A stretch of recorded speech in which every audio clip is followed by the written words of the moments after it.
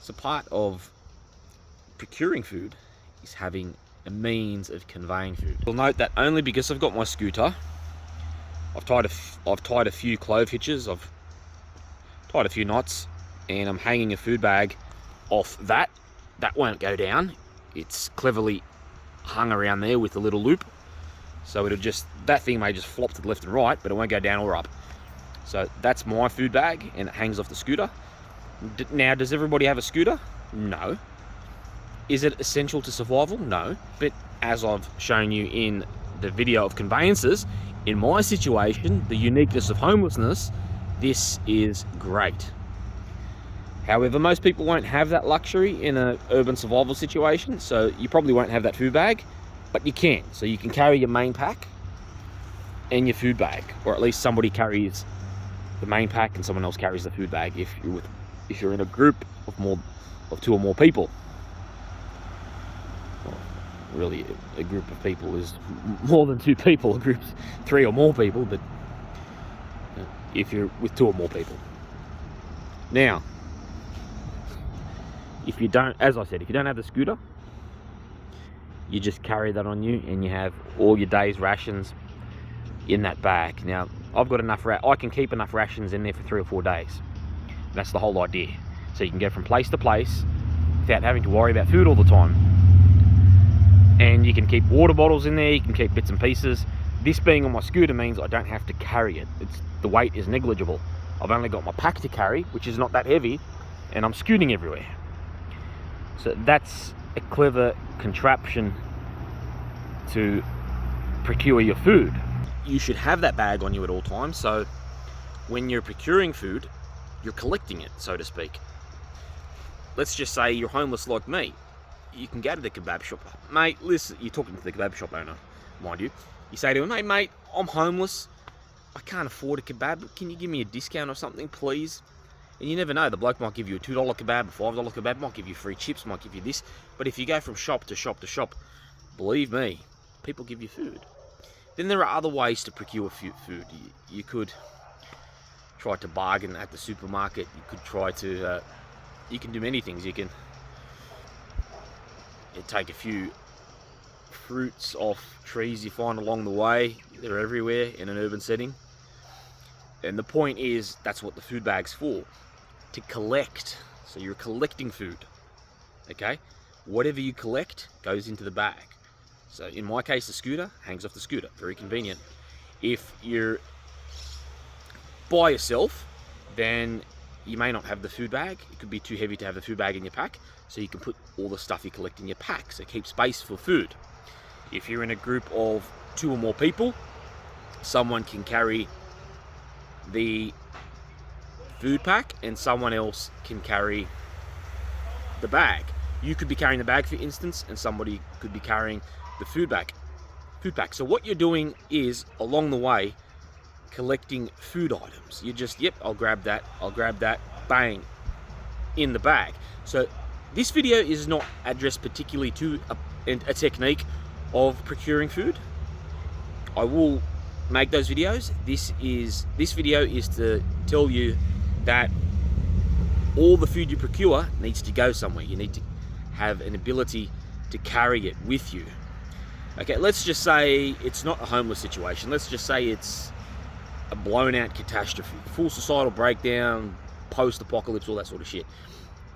You'll find cans. You'll find a lot of cans in people's pantries and people's cupboards and fridges and all sorts of shit that aren't off, that are fine to eat. You need to put them somewhere. So that's why you should have a food bag. And if you don't have the food bag, again, in your pack. But I would advise that you keep a food bag some way, somehow. The only time you're not going to carry it is if it's too heavy and you're alone. Then you've got to weigh the advantages and disadvantages of having one and not having one. Okay? If you're alone and you've already got a heavy pack, you'll probably be burning more calories and burning yourself out just to carry an extra bag, especially a heavy one with food. So it might be an idea to lighten your pack and put the food in that pack. But if it is possible, even without the scooter, even without anything, if you're alone, then it's good to have an extra bag. You just have the pack on, so a normal pack, and you just grab the other bag and have it strapped, and you just walk along. It's pretty easy.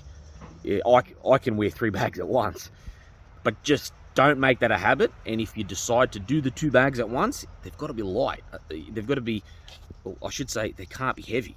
So ensure that they aren't heavy. And note that all that is if you're alone. Now, when you're in a group, one person carries the main pack, the big pack, and the other person carries the food bag. And if you have more than 2 people, then someone can carry the sleeping pack, someone can carry this pack. It can get more extravagant. And then look, if somebody bails out, somebody dies, somebody is sick, somebody stays somewhere, you just rearrange the packs and get it all sorted. So having a pack is integral to food, which is an essential in survival. This is the baby of it all. Food, an essential item, an essential facet of survival. And you need the food pack. And if you don't have the food pack, your bare minimum is having in your pack. And as I said, that should only ever happen if you're fucking alone. Now, I'm alone, and look at me. The situation. Although you could use, theoretically, a scooter. You could theoretically use a scooter in another urban survival situation. I've got this scooter. And it's highly convenient. I can hang more stuff on it if I want, but I'm not going to. This is going to be it. That is it. I might make a few adjustments, a few more modifications so that bag just stays fixed right up against it and doesn't move. But I'll worry about that later. It's not in the way, so it's sweet for now. I could even leave it like that if I wanted to. But the point is, this is me. Survivor. Doing it tough, but loving it. Almost a year strong now. And as a lone survivor, my wheels.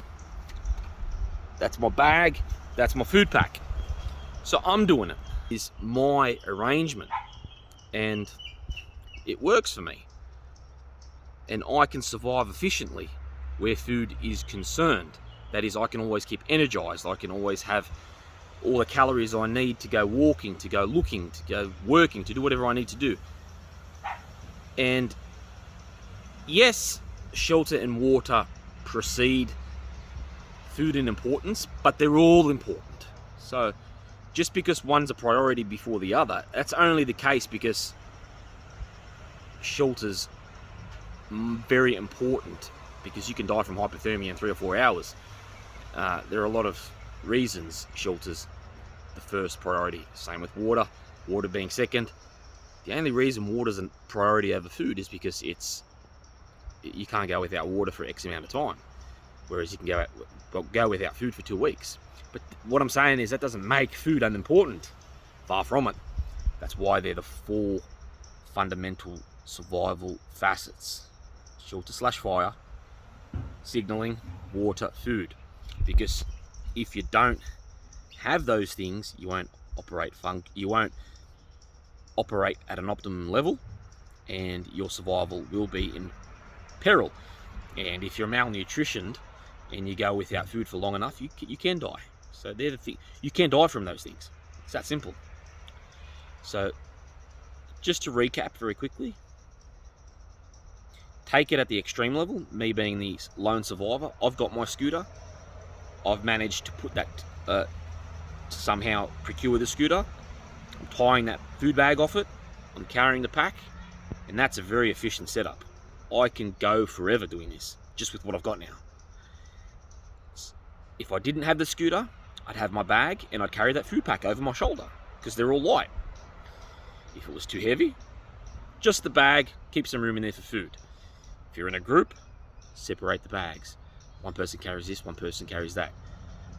But the critical factor of this is having something to put food in you collect on the way, because you're not going to hold food in your hand like this, all like that all along with all these cans and bread and crap. You need to put it somewhere, so you need that storage for your food, but you also need it for water. Your food bag's not just for the food, it's also for a few bottles of water to always have on you. Water is very important.